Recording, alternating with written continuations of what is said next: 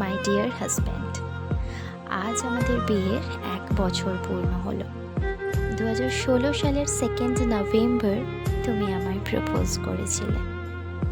সেই দিন থেকেই শুরু হয়েছিল আমাদের ভালোবাসার নতুন এক অধ্যায়।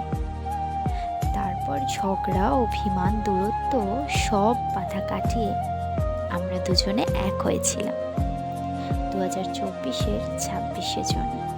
আর আজ সেই দিন। এইভাবেই আরও 60টা বছর যেন দুজনে একসাথে কাটাতে পারি। জানি না, তবে সত্যি যদি 7 জন্ম বলে কিছু থেকে থাকে, তাহলে পরের 7টা জন্ম আমি তোমাকেই চাই। হ্যাঁ, শুধু তোমাকেই চাই, তোমার সাথেই থাকতে চাই। আমি একটু অভিমানী আর একটু বেশি রাগী।